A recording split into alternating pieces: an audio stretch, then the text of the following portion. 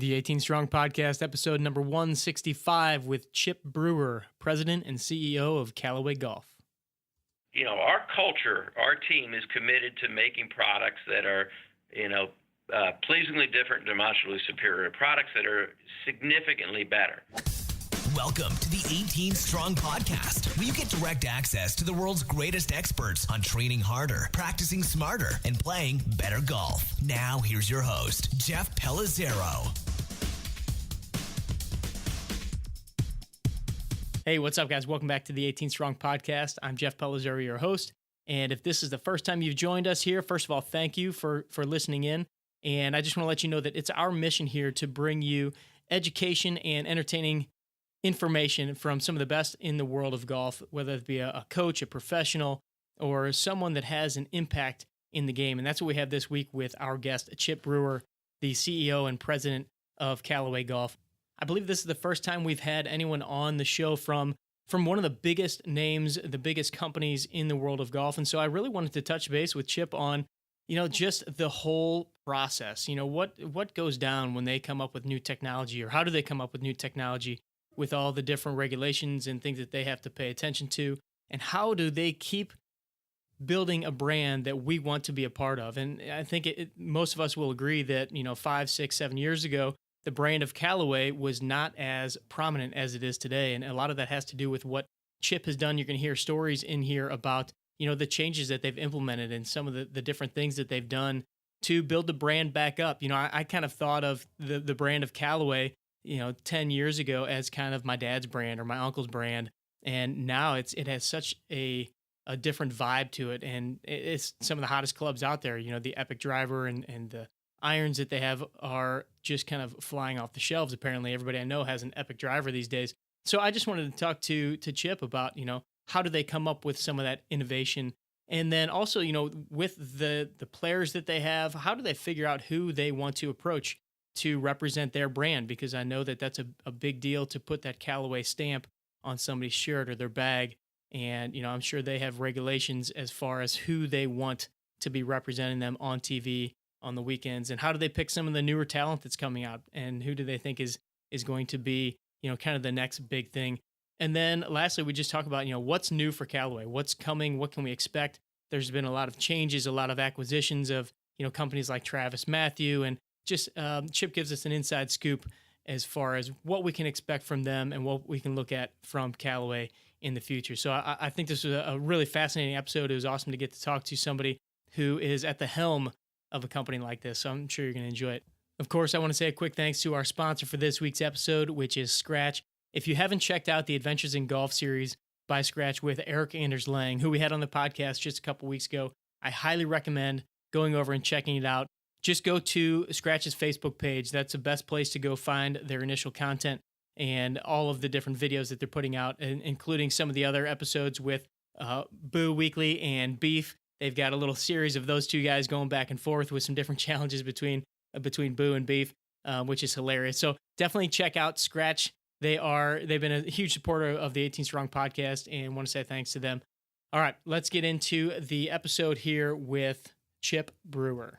Chip Brewer, welcome to the 18 Strong Podcast, and thank you so much for joining me today. Jeff, thank you. It's my pleasure.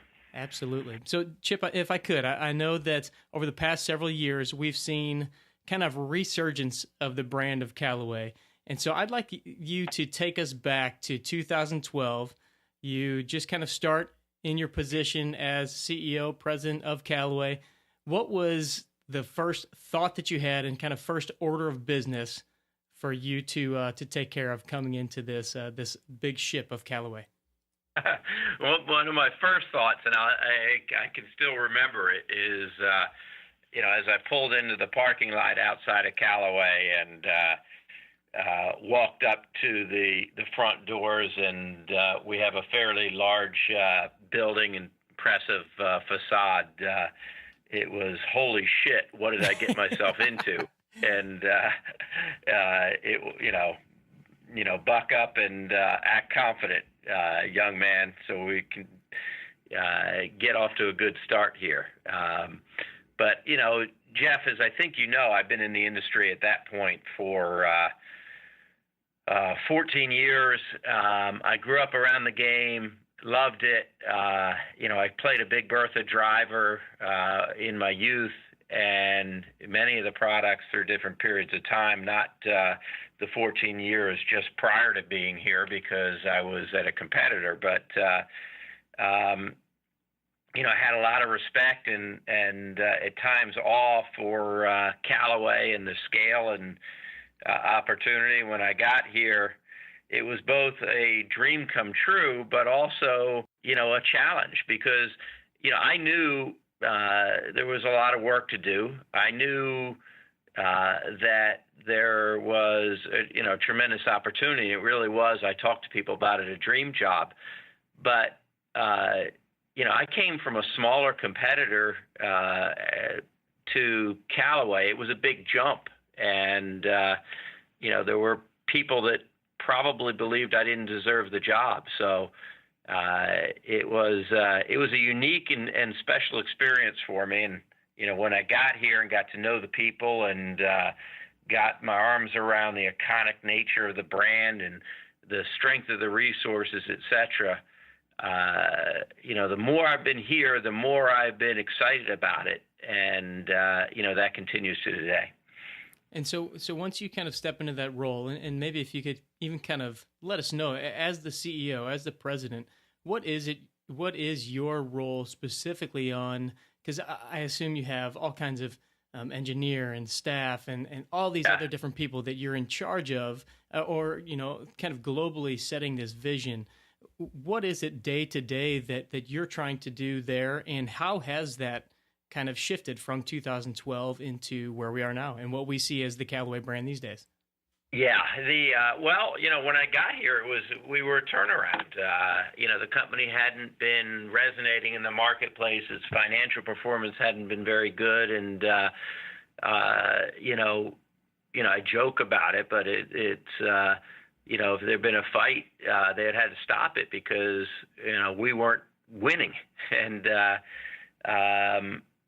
so we had to change that trajectory, the culture, tone. Early on, do we have the right strategy? Do we have the right resources? Do we have the right people to reformulate a business plan and start resonating again with consumers and tour players and all of the key elements of the golf industry? Clearly, the bone structure was really good, but you come in knowing some of the symptoms, that the market share had been declining and that the brand hadn't been resonating, that there wasn't a feeling of energy, but you don't know the causes of that at that point. So you have to really kind of take the time to get to know the people and talk to numerous insiders and outsiders about the business and, come up with a new strategy. So the CEO is kind of in charge of, it's kind of like a conductor in a symphony.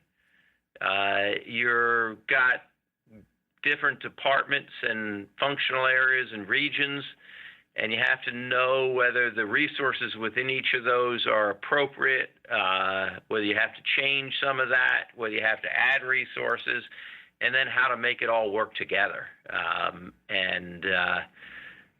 Back in 2012, it was one of the most energized but busiest times of my life as we together, the team and I, kind of figured out how to make the new Callaway and come back out energized with a new approach to the marketplace. And so what was it that you guys kind of did, and what would you say kind of brought about this new brand? Because, when I look at Callaway now, I see, tour players, younger tour players. I see a lot of social media interaction. I see a lot of content on, your website and just on the web itself. So what was it technology-wise and maybe just culture-wise that you guys did to change that? Well, it starts with people and culture. So first thing, we had to make sure we had the right team in place. So, a lot of that team was internal and been here a long time. Alan Hocknell, who runs our R&D, had been with the company, and, he's a tremendous talent. He's got a really energized team of people underneath him, and you needed to get comfortable that they were the right people to deliver products that, Callaway calls DSPD, pleasingly different, demonstrably superior, in Ely's old adage. Products that we're proud of. Do we have the right resources to make products better than anybody else in the world? And we are truly committed to that. And so and I found that was the case, much to my delight. One story on that front that is a little bit of a local legend for us. I remember shortly after I got here, I joined the company in March of 2012, and it must have been April, and we were starting to go through the line for 2013. And, in my company's, product is king. Its product is the centerpiece of the strategy, and it revolves around that. But the product truly has to be exceptional, and then, we'll build a business around that. But they showed me the fairway wood in particular for 2013. And, to be blunt about it, it wasn't impressive. And they said, well, that's right, but, we don't have time to change it now. It's too far in the year, and, this and that. And I put my pen and glasses down on the table, and I said, well, this meeting's over because we're going to change it. We're not launching that. We can do better. And I can remember the surprise faces. I can remember Doc kind of smiling, and people walking out of that room. And they walked back out and, went back to their different departments and into the engineering wing of the building. And, I didn't really know what the reaction would be. Is this guy crazy? Et cetera. But what I found later was they loved it. The engineers were so happy that they were going to be unleashed, that the expectations truly had changed, that they were going to make the right business decisions around product and brand first, not around, launch timing or anything else.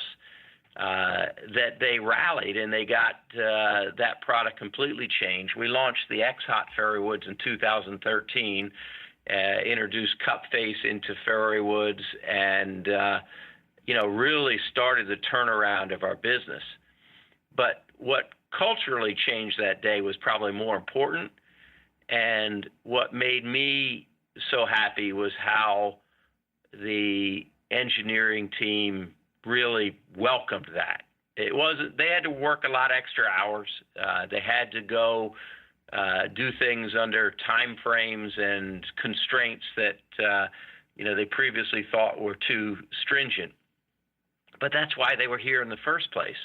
They didn't come from other businesses, from automotive companies, from rocket scientists from other business, and aerodynamicists from Boeing, et cetera, to make Me Too product. They came because they loved golf. They came because they wanted to make things that they were really proud of. And it was start of a cultural change. So that's one good example of, what a CEO can do in terms of culture, but obviously not without the talent and the team that, was in place. Sure. The other thing we did, Jeff, was, on the, marketing side, completely revamping that, the operations side, sales, et cetera. We really looked at every functional area of the business and made fundamental changes. Well, it seems like over these years, you guys have come out with so many different kind of pieces of new technology that have really taken off. Obviously, we've seen the Epic driver as of recently. And a question I had for you is, we always hear that there's restrictions on the club, there's restrictions on the ball. And when you know that you have these restrictions, or basically, kind of look at it almost as like a ceiling as to what can be created, how do you still continue to come up with these new technologies, or how does that process work when you know that, okay, we've got to stay within these parameters, but every year we want to come out with something that's a little more innovative or newer or better. How does that dance go? Well, first you have to not view it as you have to review it as a restriction, I guess, or as a guideline or a rule that you'll have to work within. But you have to also fully commit and understand that you have to continually make it better, and you can, and you have to believe fervently in both of those. So, it's absolutely true. The USGA has, rules and regulations, and thank goodness that they do for the game of golf regarding, equipment standards. But that doesn't mean we can't think of good ideas and ways to, innovate. And I think Callaway has been, pretty successful over the last few years on that. Whether that is cup faces in fairway woods or cup faces in irons, or the soft fast core in golf balls, and most recently the jailbreak in drivers. There are ways to work within the rules and innovate to deliver products that are DSPD, and we don't think that it's not possible. We think about how we're going to get that done. Let's take a quick second here to thank our sponsor for today's episode, Super Speed Golf. If you've listened to the show before, you know that Super Speed Golf is one of my favorite tools in the toolbox when working with golfers, especially knowing the fact that we all want more distance. We all want a little bit more speed.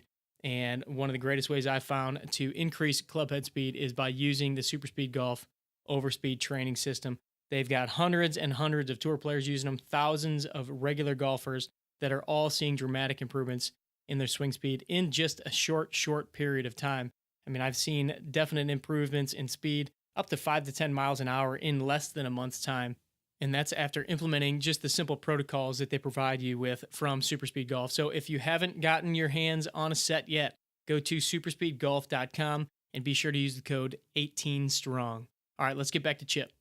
What does that process kind of look like, going from idea to then, kind of final product? Yes, we're gonna deliver this product. Is it something where the engineers come up, or several different people kind of collaborate? And then what does that kind of look like? It's chaos, Jeff. I mean, it's if you think of it as a funnel, you've got so many things working at the top of the funnel, where they are in the advanced research group or in the material side of the business. You're playing with a bunch of different ideas, if you would, and bits and pieces of a potential product. And as they move down the funnel, you get those proven out or disproved and tested in different areas, and it starts to form, the general shape of what could be a product. And as you get closer to the bottom of the funnel, the shape will start to take place, and you'll start to get into the actual industrial design elements of it, and start picking launch dates and the testing, et cetera. But even right before nowadays, these products are so difficult to make nowadays that there's a constant give and take and ebb and flow as you work through the final months before launch. There's quality control testing. We have teams in China constantly. We have engineering offices there as well, and they're fine-tuning and changing things on the fly as we dial in the final recipes on product, et cetera. So it's innovation come from a lot of different areas, internal and external. It can come out of our advanced research group, which we've continually invested in. We spend $35 million a year on R&D. Wow. And we've increased our investment in R&D every year since I've been with the company. And how it, flows into that final form, that can take many different paths. But we talk about it as if when we launched that it was a clean, clear, multi-year, but it's sort of like a good kitchen at a restaurant. It can be very well run, but you don't necessarily want the guests in the kitchen. It gets a little chaotic. That's for sure.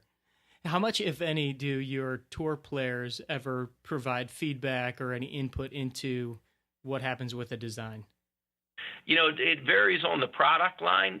Sometimes they're the dominant force in testing and evaluation, or even coming up with ideas. Clearly on better player irons and forged blades and those types of things. Often on wedges, because the ability to hit specific shots and to recognize subtle differences. There's no replacing a tour player for a tour golf ball, for a wedge, for a muscleback or performance iron. But then there's other products where there's just not applicable, and sometimes you're showing it to the tour players, when it's pretty far developed, and sometimes getting their input early in the process. Gotcha. Regarding the players that you guys have, because you guys have an incredible stable of players, Phil, Patrick Reed, Kisner, Stenson, Berger, Furyk, all these different golfers on staff, or, wearing your brand, promoting your brand. I'm curious, what are you guys looking for when you are approaching a player? What is there something that you guys look for in that person? And then what also are they possibly looking for from you in regards to maybe, the sponsorship as it is? Sure. We look for several different factors. We obviously, look for the talent level, but all of these players out there have incredible amount of talent. But, we love to, see players that can separate themselves against a very high standard. Players like Phil are a dream because he's so charismatic. He stands out and is so likable. I mean, how can you not like a guy that he finished second, I think it was up in Napa, right? And he doesn't hit a fairway all day Saturday. And on Sunday, he finally hits a fairway on the back nine, and he turns to the crowd and he goes, "Hey, all right, how about a little appreciation there? I mean, I finally hit a fairway." I mean, that's the kind of guy that you want to be around. Sure. And so, that kind of quality certainly can separate some of them. What we spent a lot of time on lately, Jeff, and I'm really excited about is, we've built our staff considerably, and we have a strong position on a global basis. We had more players in the President's Cup than any other brand. We won the driver count in the President's Cup. We are always highly represented in the Ryder Cup. If we're not the dominant brand, we're right on top of that. But we've really made a significant move with youth over the last several years. Recently you saw Curtis Luck, who was the number one amateur in the world, joined us earlier in the year, and he's on our staff as a professional. He won playing all our stuff at the U.S. Amateur a year ago. Maverick McNeely, a former number one amateur, joined our staff a month or so ago. Sam Burns, the collegiate player of the year, joined our staff. And just this last weekend in the Asian amateur, a young Chinese player, Yushin Lin, who is an amateur, is not on anybody's staff, but won with all of our gear and golf ball over there in China, and will be playing in the Masters, etc. This follows players like Ali Schneiderjans and Thomas Peters and others that have joined us over the last several years. And it's really exciting for me to see this surge of some of the youngest, most energetic talent in the world, players that people don't all know about yet, but that are making the move to Callaway, and I think will serve us well in the future as they move up the leaderboards. Yeah, that's something I was actually going to ask about, specifically like a Maverick McNeely, and what makes that decision for you to pick a guy like that, who obviously has kind of proven himself, and same with Curtis Luck, proven himself on the amateur level, the collegiate level, But what makes you say, yeah, we're going to go for that guy, and we're going to have him put our hat on, use our clubs? And what's kind of the ideal situation for you? Is it get them obviously using the clubs, the ball, the gear, the apparel? What does that? Is it kind of a case by case basis, or is it an all or nothing? It's a little bit of a case by case. So most of these young players, in fact, all of them that I've mentioned will play our ball and clubs. In terms of branding and whether apparel is included or not, that varies on the individual circumstances.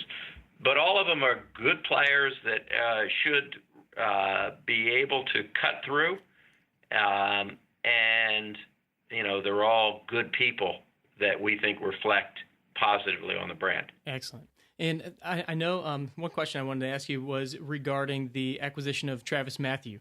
And what are we going to see in the next months, year regarding that and the apparel side? Again, that's kind of a brand that has a bit of a younger feel to it, and really is tied into the lifestyle portion of the game. So is that kind of a direction that we're going to see Callaway moving in even more? Yeah, I think you've probably seen some of that already. You talked about how our marketing and content creation and social media, we've talked about, that clearly resonates with a young crowd. The considerable investments we've made on tour, but clearly a focus on these young developing talents that many of which aren't even recognized by the most golfers, but I believe strongly will be in the future. And Travis Matthew is another, opportunity for us to invest back in our business. It's a very cool Southern California vibe brand that's high growth, high energy. It overlaps well with the business at Callaway, but also has its own brand appeal that we were able to acquire. We had met with the Travis Matthew people years ago. We had a strong relationship with them, and as they got into the process of considering a sale, we liked each other, quite frankly. We had a relationship already. We decided that the brands were complementary and the teams were complementary, and that really helped us win what was a fairly competitive process to see who the next owner of Travis Matthew was, and we're thrilled. Now, we still have our own Callaway apparel business as well. So we have two apparel brands now, which both are doing very well. But we're very energized by the Travis Matthew acquisition. And Jeff, one thing on that, though, that I want to make clear is we're going to keep that brand completely separate. We're not changing any of their management team. You're not going to see co-branding. You may see some players that are Callaway players and Travis Matthew, but you're also going to see non-Callaway players playing Travis Matthew, and Callaway players that will have other brands as well. So from a consumer perspective, there'll be some overlap, but completely separate brands. Gotcha. That's kind of what I was wondering, is if we were going to see kind of a mesh, or if they were going to keep that. No, that one is going to be separate. I think to really do the best job, Travis Matthew is a very well-run, very high-growth business, and we're going to hopefully help them in some small ways, but in other ways we're going to get out of their way and let them continue to do what they've been doing very well. It's a good idea. Good idea. When you see something that's working, continue to roll with it. Yeah, don't break it, right? That's right. One last question I had before, just a couple quick little wrap-ups, is this whole market of premium clubs. And I know you guys have your Epic Irons and the Epic Pro series, and I just want to know more about this premium market that has kind of emerged. And I know a lot of people are asking, why are these clubs so much more expensive than the regular clubs that we've seen in the past, and where is this market going? Okay. You can take that one multiple different ways, but one fundamental change, and it's led to these higher average selling prices, is that our culture, our team is committed to making products that are pleasingly different, demonstrably superior products that are significantly better. We're not focused on, making it 50 cents cheaper or whatever that may be. When you really get down to it, Jeff, nobody needs to buy a new driver next year. Your old one didn't wear out. The only way to get excited about buying that next product is if it's, significantly better. If it speaks to you, if it performs, in a demonstrably superior. And to do that is hard. The engineering and the manufacturing and the technology involved in those, it's quite frankly not cheap. Our heat treatment process in our face cups and fairway woods is more stringent than it is to make turbines in aerospace. The jailbreak technology in the new drivers had more manufacturing process checks, that are doubled relative to any previous product ever manufactured in the golf industry that we're aware of. But they do deliver DSPD. They do deliver performance that wows people, and that's what we're focused on making. So it's naturally going to usually be more expensive. The days of easy moves to make products better, they're behind us. And, it's certainly not what we're focused on. So we will, every once in a while, have some concept products like the Epic Irons that was like, hey, no holds barred. You don't have any restriction on the materials you can use. You don't have any restrictions on the manufacturing process. Every component is the highest potential quality you can use. What would you come up with? And so, those products do exist, and they seem to have, a good reason to resonate with consumers. But you also have a natural progression where, golf equipment, to make a difference, essentially has to be, it is more expensive. Hey, we really moved the CG around to the right spot this time. Those arguments, if you didn't change anything significant, you're probably going to get the same results that you had, and it's just marketing. Sure. Yeah, I think that all goes back to that whole process that you laid out earlier with how much is really involved in really making something very different than what we've seen before. All right, Chip, just the last minute questions here, just some quick ones to have a little fun with you. First question I ask everybody that comes on the show is Caddyshack or Happy Gilmore? Caddyshack. That's my era, baby. Yeah. That was the best. Excellent. All right, if you could play 18 holes of golf with anyone in the world, someone that you would find interesting to be able to spend that amount of time with, who would it be? Could be past or present, somebody, past historical figure or not. Who would it be, and where would you play? Okay. Let's see. I guess Arnold Palmer, Eisenhower. Let's throw Tiger in there, and I'll play at Augusta, because I think the three of them lived some interesting lives and could tell some interesting stories if they opened up. I think you're probably right. All right, if you had the chance to pick your song to walk up to the tee box, like in baseball when you walk up to the plate, if you had a song that you could pick walking up to the first tee box, what's your song?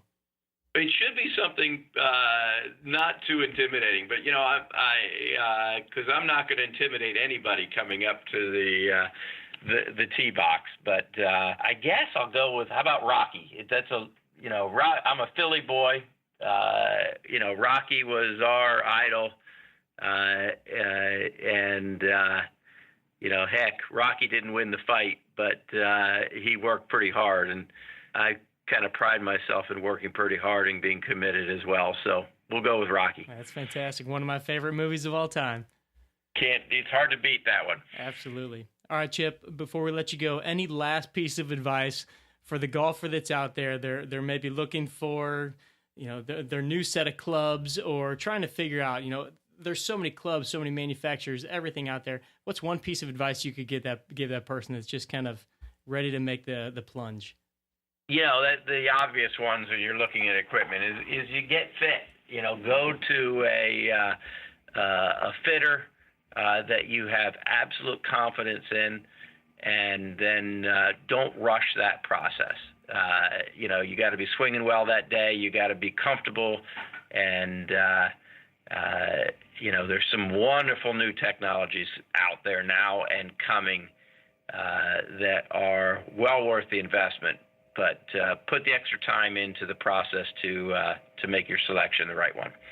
Fantastic advice. Chip, thank you so much for coming on the show, and congratulations on all the success. I love what you guys are doing at Callaway, and it's definitely seen in the marketing and everything that you guys are doing content-wise and social media-wise, that you guys really are targeting the same, the generation of golfers, but also really getting into targeting the younger generation, which I think has really brought some life to the brand of Callaway. So thanks again for coming on the show, and we really appreciate it. Thank you, Jeff. Pleasure to be on. All right, I want to say a quick thanks to Chip for taking the time out of his busy schedule. I know he's got a lot of things on his plate over there at Callaway, and so I really appreciate him taking the time to jump on the line with us here at 18 Strong. If you want any more information on any of the stuff that we talked about here in today's episode, just go to 18strong.com, look up episode number 165, or just search for Chip, and the episode will pop right up. Quick thanks to the guys over at Scratch for always creating such great content and supporting the 18 Strong podcast. And of course, if you want to gain a few miles per hour on your club heads, be sure to go check out the guys at Super Speed Golf. And a big thanks to them for supporting the show as well. And just a quick reminder, if you haven't had a chance to leave a rating or review for the 18 Strong podcast yet on iTunes, we would greatly appreciate you doing so. It definitely helps to increase a little bit of awareness of the show and brings a little bit more exposure to the fact that golfers can get stronger, golfers can get better, and just by working on the body, you can definitely make some huge improvements in your game.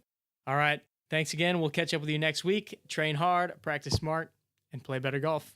Thanks for listening to the 18 Strong podcast at www.18strong.com. And remember, train hard, practice smart, and play better golf.